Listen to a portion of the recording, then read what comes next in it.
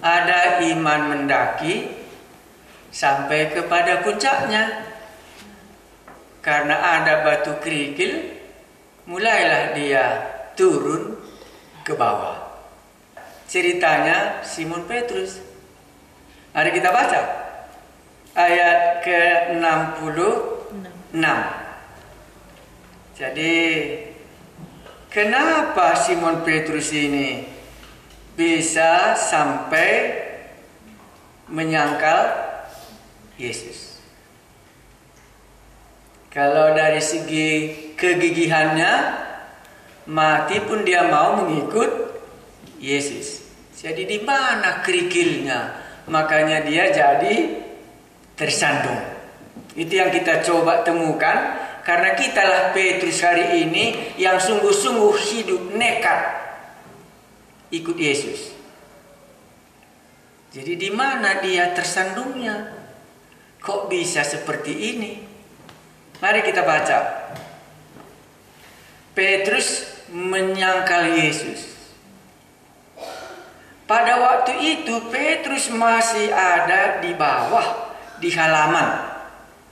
Lalu datanglah seorang hamba perempuan imam besar. Dan ketika perempuan itu melihat Petrus sedang berdiam, ia menatap mukanya dan berkata, "Engkau juga selalu bersama-sama dengan Yesus orang Nazaret itu." Tetapi ia menyangkalnya dan berkata, "Aku tidak tahu dan tidak mengerti apa yang engkau maksud." Lalu ia pergi ke serambi muka dan berkokoklah ayam.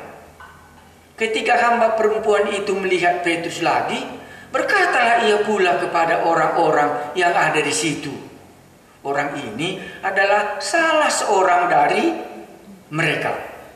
Tetapi Petrus menyangkalnya pula. Tidak lama kemudian orang-orang yang ada di situ berkata juga kepada Petrus, "Engkau ini pasti salah seorang dari mereka, apalagi engkau seorang Galilea." Maka mulailah Petrus mengutuk dan bersumpah, "Aku tidak kenal engkau. Aku tidak kenal orang yang kamu sebut-sebut ini."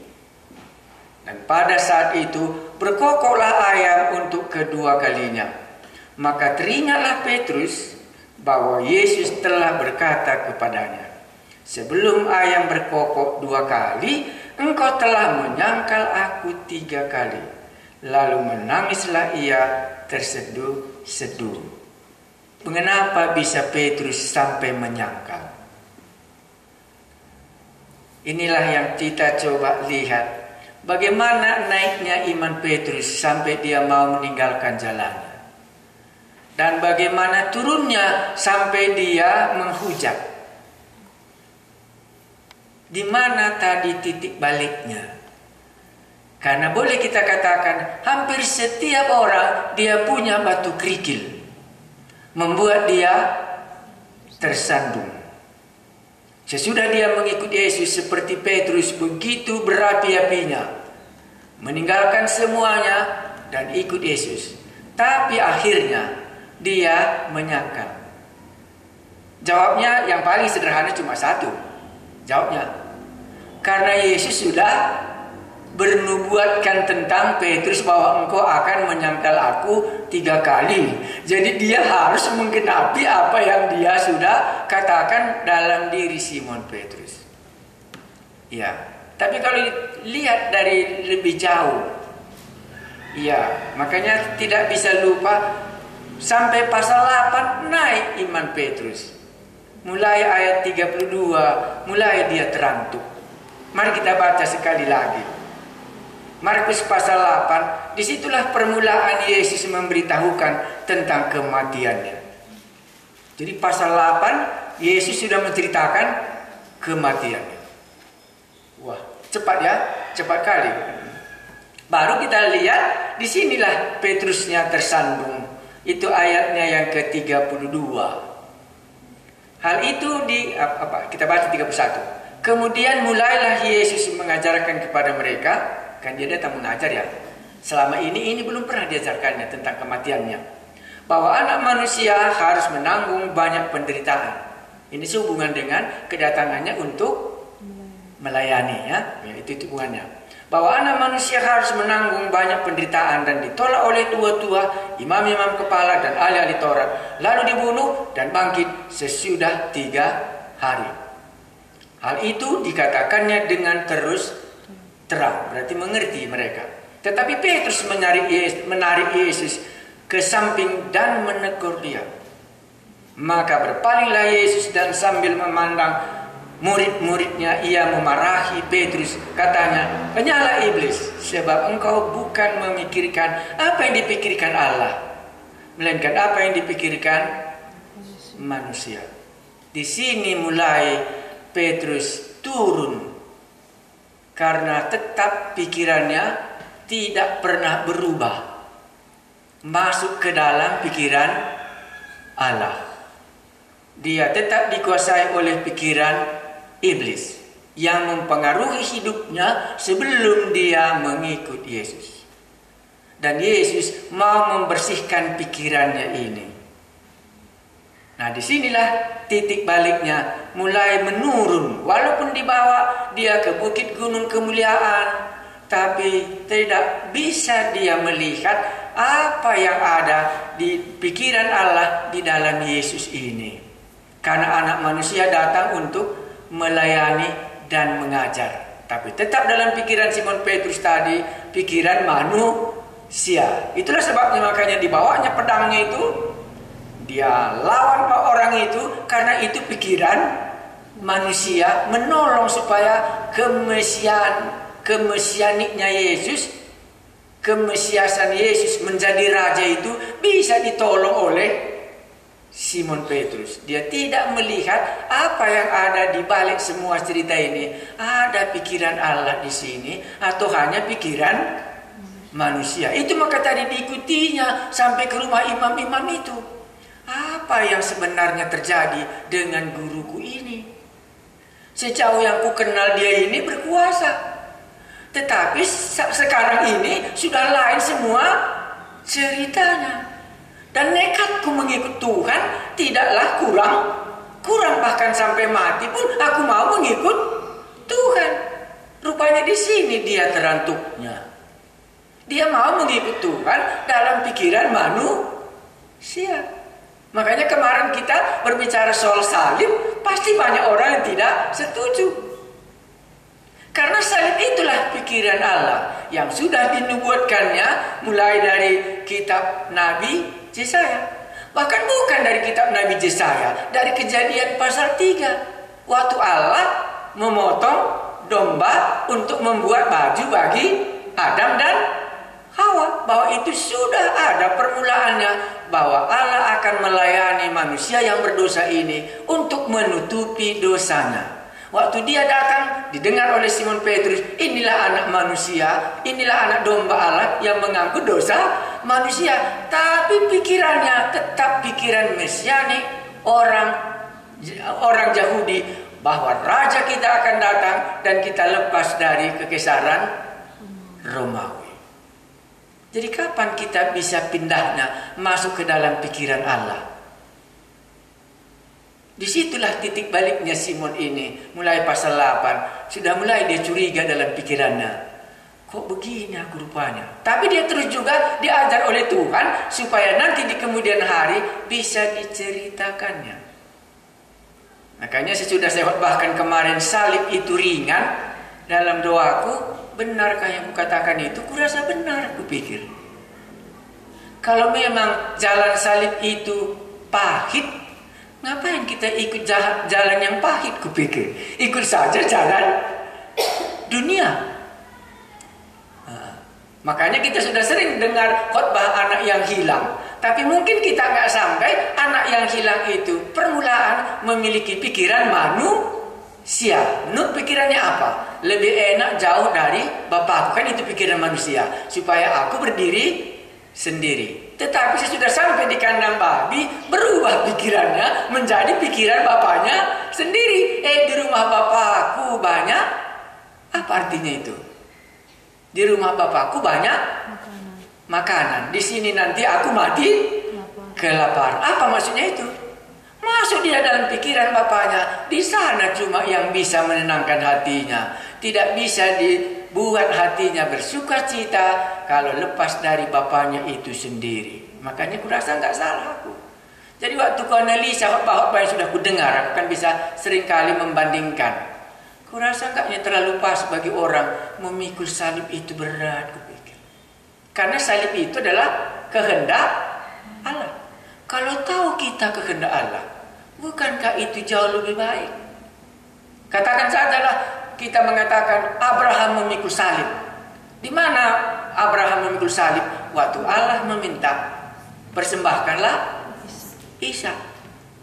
Ringan kurasa dia karena dilihatnya, walaupun nanti ku persembahkan Isa, akan kembali lagi nya ku terima waktu dia hidup kembali. Makanya heran Abraham, kok kembali anakku Isa tanpa mengalami kebangkitan dari antara orang mati. Ku ingat khotbahku tadi malam dan kudoakan, ku rasa nggak salah, ku pikir. Jadi yang salah apa? Ya khotbah selama inilah yang salah, yang kita sudah dengar salib itu berat. Seperti Simon Petrus di sini, belum lepas dia dari pikiran iblis, walaupun dia sudah sampai pasal 8 mengikut Yesus. Tahu Yesus itu, itulah makanya dikatakannya dengan terus terang, anak manusia akan menderita. Pasti keluar pikiran manusianya. Makanya disinilah titik baliknya mulai. Diikutinya, sampai nanti dia masuk pikiran Allah. Tahu dia inilah kehendak Allah. Waktu Anda membaca 1 Petrus, akan Anda bertemu dengan pikiran. Maka dengan kelahiran, Allah memberikan kita tabiat ilahi, katanya ya. Mantap kali dalam 1 Petrus itu. Tadinya tabiat manusiawi di dalam diri Simon Petrus. Waktu dia menulis suratnya itu, dikatakannya lah itu, karena kita sudah dilahirkan kembali, maka kita sudah memiliki pikiran tabiat ilahi. Jadi sebenarnya bisa kita katakan salib itu berat. Kalau kita pikiran manusia, itu yang dikatakan oleh Paulus. Kita mau mengenakan tubuh yang baru tanpa menanggalkan tubuh yang lama ini. Itu memang payah. Itulah kesusahannya istri Lot. Dia mau meninggalkan Sodom, tapi pikirannya pikiran Sodom. Beratlah dia. Makanya jadilah hukuman bagi hidupnya. Iya. Jadi bertobat itu bukan saja rupanya dosa kita diampuni, tabiat kita berbuat jahat tadi, tetapi yang paling dalam rupanya bertobat itu adalah pikiran kita masuk ke dalam pikiran Allah. Itulah namanya salib bagi kita. Aku mau mengerti pikiran Allah di dalam hidupku. Kenapa aku diciptakannya? Kenapa aku diselamatkannya? Dan Allah itu nggak pernah jahat. Karena dia memikirkan supaya aku berbahagia. Itulah alasannya anak yang hilang masih bisa kembali ke rumah bapaknya. Iya. Mari kita lihat kalau gitu berapa langkah Simon Petrus sudah jatuh. Dan inilah klimaksnya. Iya, kan begitu. Langkah pertama saya tulis di sini itu ayat 29 dan 31. Itu kita baca sekali lagi. Disitulah jatuhnya dia pertama sekali. Ayat 29 itu pasal 14. Kata Petrus kepadanya, biarpun mereka semua tergoncang imannya, aku tidak. Dibandingkannya imannya dengan iman orang.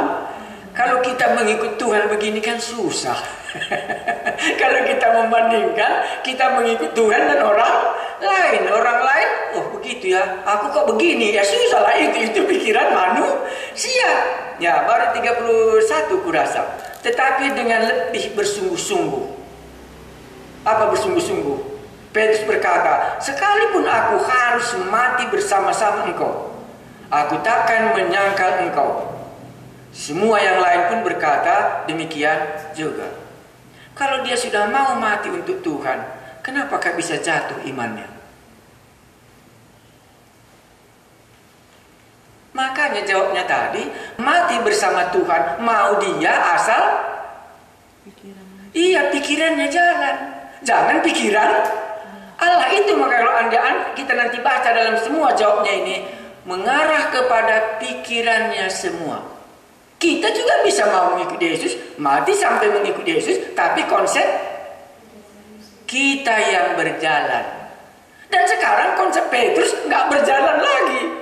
Makanya dia tidak mengenal Yesus lagi. Di dalam orang lain katakan inilah namanya overconfident namanya. Terlalu yakin akan diri sendiri. Memang yakin dia di dalam dirinya sendiri asal mengikut Yesus sesuai dengan prinsipnya dia. Jadi bukan dia mengikut Yesus, tetapi Yesuslah mengikut. Inilah membuat kita bisa tersandung. Harapan kita mengikut Yesus sebagaimana kita mau, bukan sebagaimana dia mau. Walaupun kita katakan bukan kehendakmu, bukan kehendakku, tapi kehendakmu lah jadi seperti yang aku Itu dia terus di belakang. Makanya Simon Petrus tadi kehendaknya apa? Bawa pisau. Nanti kita akan menang. Karena itu dalam pikirannya supaya Kristus nanti menjadi raja, apalagi aku paling dekat sama dia. Pasti nanti aku menjadi orang yang terdekat sama dia. Maju pun mau. Tapi waktu itu bukan itu pikiran Allah. Makanya sesudah Tuhan Yesus berdoa, tidur mereka semua. Kenapa tidur? Karena nggak masuk lagi ogol mereka. Bukan ini maksud kita kok begini ceritanya. Tapi masih juga mengikuti karena sudah dilihatnya banyak hebatnya Tuhan.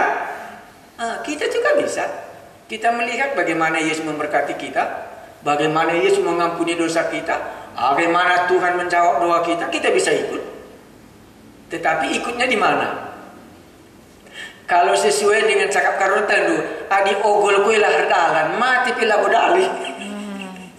Itulah di sini kalau bisa kita katakan yang dikatakan oleh Yesus, kau memikirkan pikiran manusia. Dan di situ katanya, kaulah iblis yang dulu menjatuhkan manusia. Itulah maksudnya. Dan makanya sungguh-sungguh dia jatuh di sini.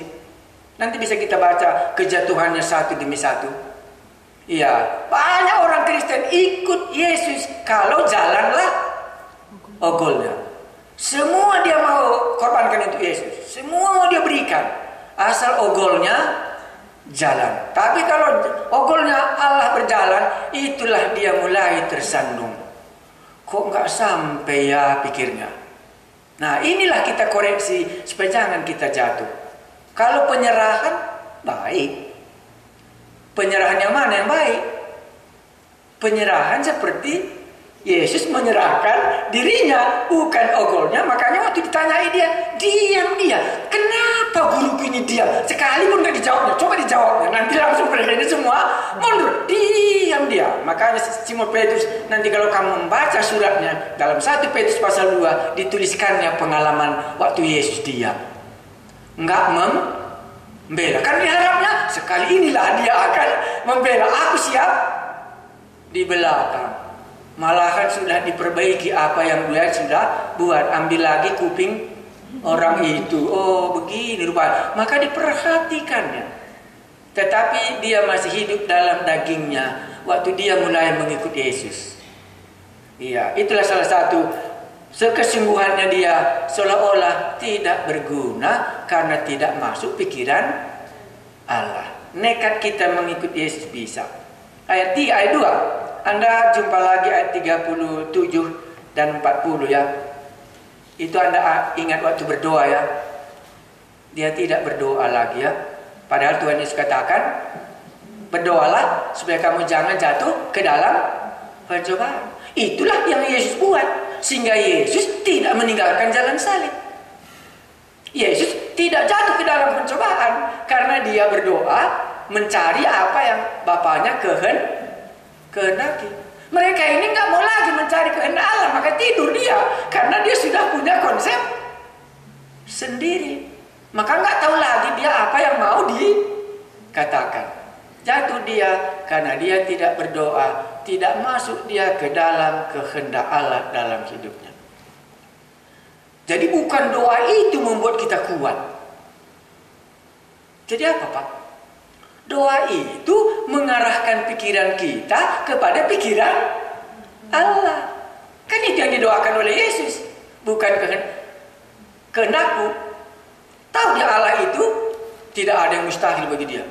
Tahu kali dia maha kuasa Allah. Ya, tetapi bukan kehendakku.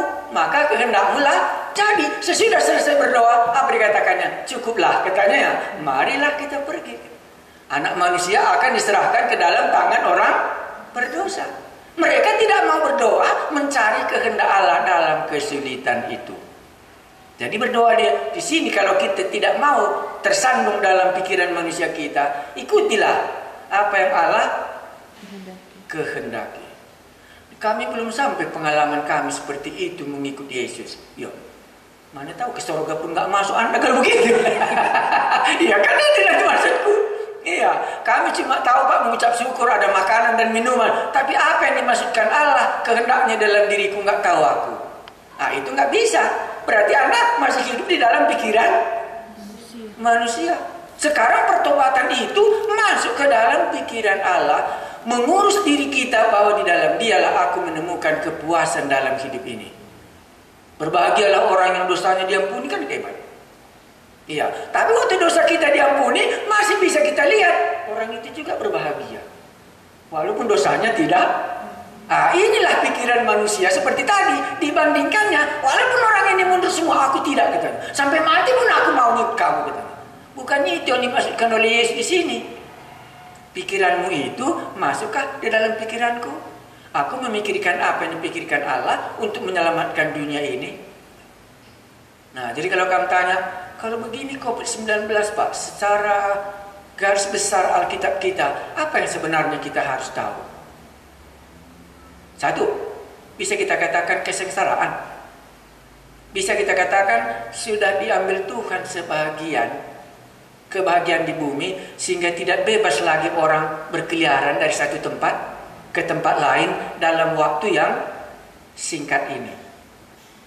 Ada kemungkinan kehendak Allah di sini waktu kan membaca kitab Wahyu mulai dari pasal 6, waktu nanti Allah mengambil kebahagiaan sedikit demi sedikit, pasti kamu tahu, oh begini rupanya. Jadi COVID ini salah satu ialah mengambil kebahagiaan di bumi sebagian. Kan biasanya kita pergi ke gereja, nggak lagi ke gereja.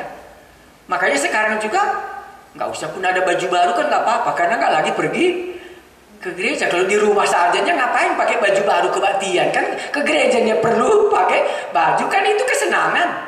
Sekarang nggak bisa lagi itu. Nah, jadi kalau kita tanya apa yang mau dikatakan Allah dalam COVID ini, salah satu harus kita katakan, sudah diambilnya sebagian kebahagiaan dalam waktu yang tertentu ini.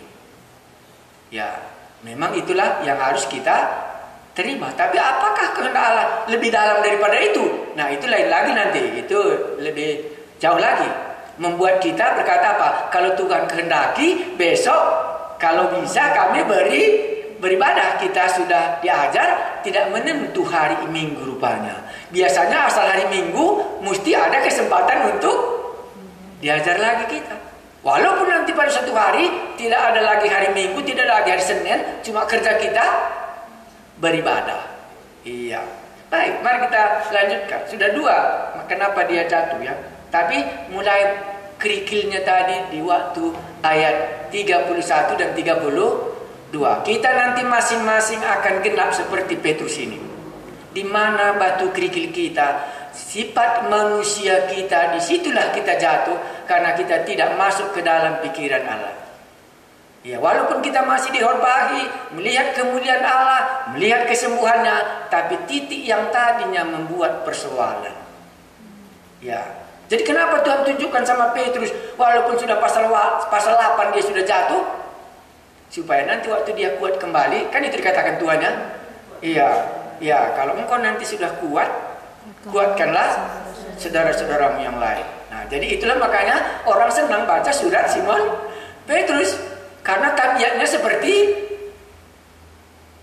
Simon Petrus, nekat ngikut Tuhan, tetapi besok tersandung lagi. Paulus bukan demikian. Nah, karena Paulus berbeda prinsipnya. Dia sebelum bertobat sudah puas mengikut cara undang-undang Taurat, begitu ya. Begitu dia tahu kehendak Allah dalam dirinya, begitu hebatnya dia mengikut Tuhan dan gak tersandung lagi dia. Karena inilah kehendak Allah dalam hidupnya. Maka setiap kejadian dalam hidupnya dia katakan, jangan kamu khawatir. Ini membuat Injil semakin berkembang. Apa yang jadi dalam hidupku supaya Injil semakin berkembang, gak tersandung dia, begitu. Nah, itulah makanya satu tadi titik di mana kita mengikuti Yesus, titik di mana kita confident sekali mengikuti Yesus. Tetapi kalau pikiran kita masih hidup di dalam pikiran manusia, inilah kerikilnya membuat kita kembali turun terantuk. Ketiga di sini udah tadi ini. Iya, apa namanya di sini? Itu saya buat yang ketiganya, salah kawannya bergaul. Iya kan? Di mana salahnya dia bergaul? Iya, ayat 54 pun sudah kita baca tadi ya. Iya, ataupun 54 itu kan? Iya, Petrus mengikuti dia dari jauh sampai ke dalam halaman imam-imam, dan di sana ia duduk di antara apa? Ia pengawal-pengawal sambil berdiam dekat, ia bergabung dia dengan orang yang sedang mengkhianati Yesus. Iya, disinilah dia kenanya. Barulah dikatakan dalam cerita kita ini tadi, ada seorang perempuan. Kan itunya bertanya kepada Simon Petrus. Iya, ayat 66. Pada waktu itu Petrus masih ada di bawah di halaman, lalu datanglah seorang hamba perempuan imam besar. Dan ketika perempuan itu melihat Petrus sedang berdiam, ia menatap mukanya dan berkata, engkau juga selalu bersama-sama dengan Yesus orang Nazaret. Salah tempat duduknya. Tetapi ia menyangkal dan berkata, aku tidak tahu dan tidak mengerti apa yang engkau maksud. Memang benar. Kan benar Petrus nggak tahu dan tidak mengerti apa maksudnya mengenai Yesus, kok nggak melawan. Inilah Mesias, keturunan Raja Daud yang harus menjadi raja, mengalahkan kekaisaran Romawi. Inilah lebih tinggi daripada Musa yang sudah mengalahkan Firaun yang ada di Mesir. Kok nggak aku kenal lagi dia? Kenapa dia nggak kenal? Karena pikirannya pikiran manusia tadi hidupnya. Disitulah titik baliknya. Sudah berapa membuat dia jatuh? 3. Sudah berapa? 3. 3 ya. Udah 3 ya. 1, 2, 3. Kalau yang ke ayat 47 itu apa isinya? Iya. Inilah Petrus ya tadi ya. Iya. Mau dibelanya Yesus supaya bisa dia lepas dari tangan orang penangkap itu. Karena pikirannya tadi masih pikiran manusia yang harus pula diperbaiki. Ayat 30, ayat 73. Ini surah berapa? Kelima ya? Iya. Ya, 71. 71 itu apa? Maka mulailah Petrus mengutuk dan bersumpah, aku tidak kenal orang yang kamu sebut-sebut ini. Apa kali ya? Dikatakan di dalam penjelasan yang lain, kembali lagi dia kepada kebiasaan yang lama. Ya, maka berani dia katakan di sini 71, aku tidak mengenal, aku bersumpah. Petrus mengutuk dan bersumpah. Ini kebiasaannya yang lama katanya. Iya, tabiat lama waktu dia belum bertobat itu, beginilah tabiatnya Simon Petrus katanya. Kesitulah dia jatuhnya. Sampai dia bersumpah tidak akan mengenal orang ini. Nah, mari kita analisa jawabnya. Jadi bisa kita sampai yang dikatakan yang tidak murid-muridnya ya.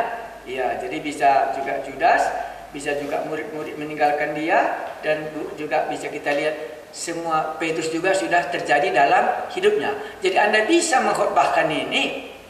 Lihat murid Judas terjadi dalam hidupnya apa? Murid-murid meninggalkan dia. Simon Petrus menyangkal Tuhan Yesus.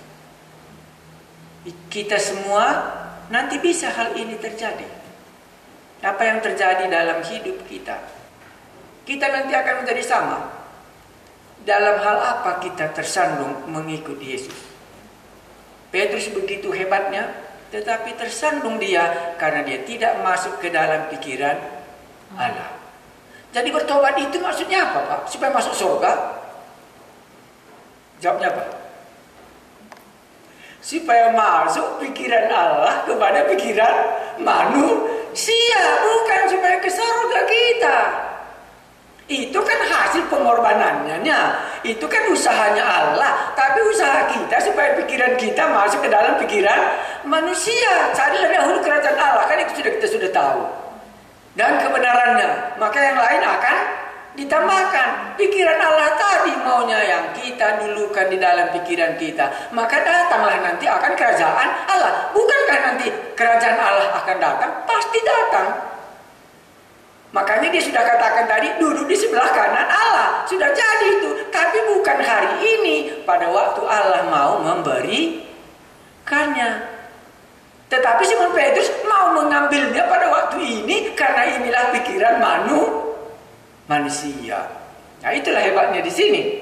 Jadi bisa kami eksegesi jatuhnya dia. Yang pertama kali dia jatuhnya ayat 68 apa katanya? Aku tidak tahu. Jadi bisa juga bertanya, kalau begitu bagaimana pengakuannya? Kan sudah kenal dia Yesus. Kok di sini dia katakan aku tidak tahu? Dan katanya lagi aku tidak tahu dan tidak mengerti. Betul-betul dia tidak tahu dan tidak mengerti lagi tentang Yesus. Yang belum pernah kalah, senantiasa menang, tetapi sekali ini diam saja dia dan tidak berbuat apa-apa untuk membela dirinya sendiri. Iya, baru dikatakannya lagi di sini ayat 70 ya. Tetapi Petrus menyangkalnya pula. Tidak lama kemudian orang yang ada di situ berkata kepada Petrus, engkau ini pasti salah seorang dari mereka. Apalagi engkau ini seorang. Kenapa dia tahu dia orang Galilea katanya? Karena aksen mereka katanya. Orang Galilea lain aksennya dengan orang yang ada di Yerusalem.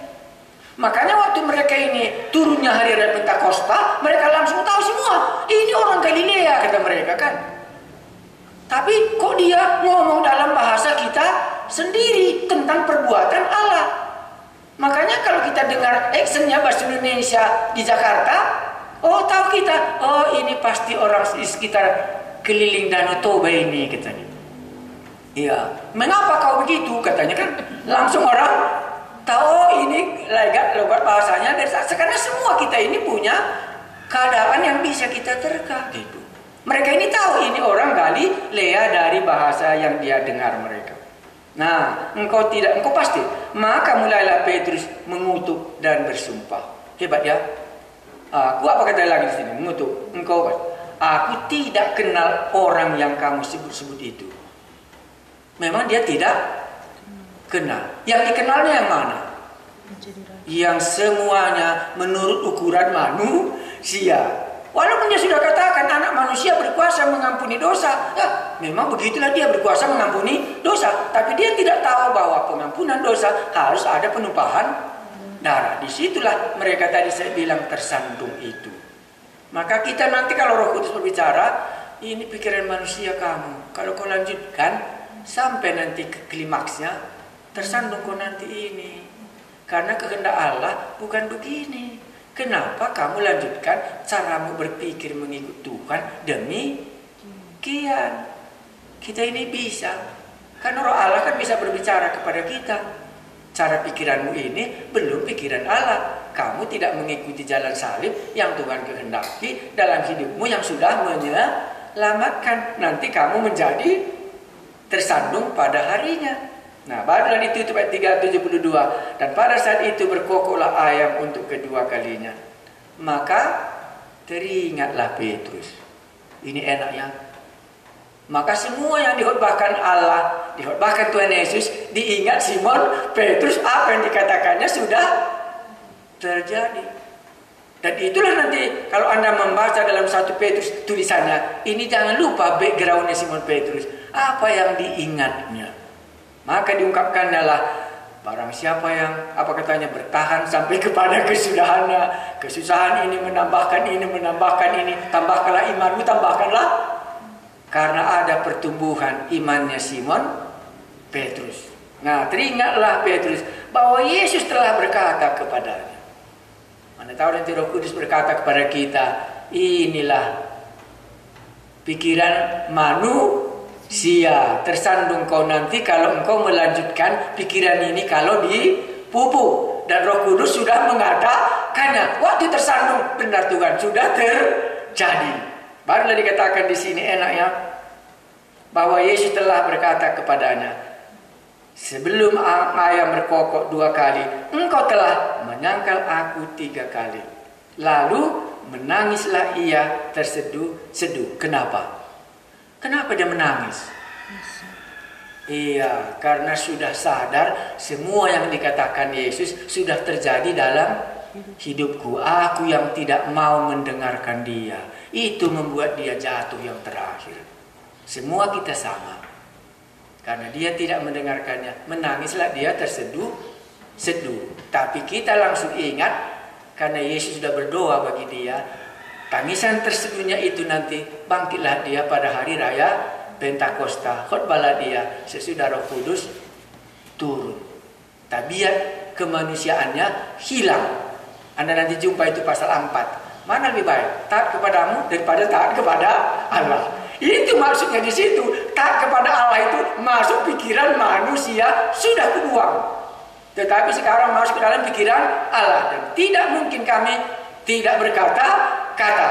Nah, disitulah dia pindah masuk kepada pikiran Allah, bukan lagi pikiran manusia.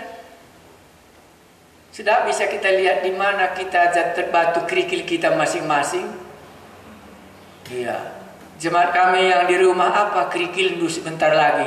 Supaya nanti waktu jatuh kami ingat, bisa menangis terseduh-seduh. Tetapi Tuhan sudah mendoakan kita supaya kita bangkit kembali. Sampai kita kitab Kisah Para Rasul. Mana lebih baik taat kepadamu daripada taat kepada Allah. Dia sudah mengikuti pikiran Allah di dalam hidupnya. Itulah sebenarnya pertobatan yang benar. Mari kita berdoa. Benarlah Tuhan kami Yesus. Waktu kami hidup di dalam dosa telah kami tahu. Yaitu kami takluk kepada penguasa-penguasa dunia. Dan pikiran kami adalah pikiran kegelapan yang dikuasai oleh dosa. Tetapi sesudah kami bertobat, dosa kami diampuni, maka mata kami tertuju kepadamu dalam pengorbananmu. Tetapi sekarang, supaya benar kami memiliki pikiran Allah di dalam pikiran kami. Pikiran Allah itu adalah damai. Pikiran Allah itu adalah mulia. Terima kasih Tuhan Yesus, Roh-Mu yang kuduslah yang sudah berkata-kata kepada kami. Kalau kami sudah belajar, Petrus mulai tersandung. Waktu dia mulai tidak mengikuti pikiran Allah dalam hidupnya. Tolonglah kami waktu hal ini terjadi, supaya kami teringat. Dan kami tahu bahwa Engkau telah mengingatkannya kepada kami masing-masing. Kalau ada yang sudah jatuh pun karena dia mengikuti pikiran manusiawinya, tolonglah Tuhan kami Yesus. Kalau itu sudah digenapi, supaya dia menangis dan terseduh-seduh dan kembali datang kepadamu dan berkata mengikuti pikiran Allah. Terima kasih Tuhan kami Yesus. Kami terus berdoa buat semua situasi kami. Ini sudah masuk bulan 6. Sudah berapa lama kami tidak kumpul bersama-sama. Tetapi kami berdoa bahwa tangan Tuhan itu kami harus ikuti apa yang kehendak Allah di surga. Supaya kami dapat melihat bahwa perbuatanmu itu baik. Terima kasih Tuhan. Kami berdoa buat bangsa dan negara kami. Peliharakanlah supaya kami ada damai beribadah ke hadapan-Mu. Berilah juga obat itu kalau tangan Tuhan sendiri yang bisa memberikan obat itu kepada kami. Terima kasih Tuhan. Jagailah kami supaya kami tidak kena malapetaka ini. Sampai sekarang ini Engkau telah menjagai kami. Kami mengucap syukur kepadamu. Dan kami berdoa buat semua jemaat kami. Tolonglah mereka supaya satu persatu masih ada rezeki, makan dan minum mereka. Dan mereka tidak berkekurangan dan beribadah ke hadapan-Mu. Berkatilah tempat kami tinggal dimanapun kami berada, supaya kami terlindung daripada si jahat itu. Terima kasih Tuhan kami Yesus, kami datang menyembah Dikau dan mengucap syukur. Kiranya kasih karunia Allah Bapa dan pengampunan di dalam Tuhan Yesus yang telah kita terima, dan juga supaya pikiran Allah menguasai pikiran kita, di mana Roh Kudus yang diam di dalam kita memimpin kita kepada kehendak-Nya yang sempurna, mulai dari hari ini sampai Yesus datang kedua kali. Amin.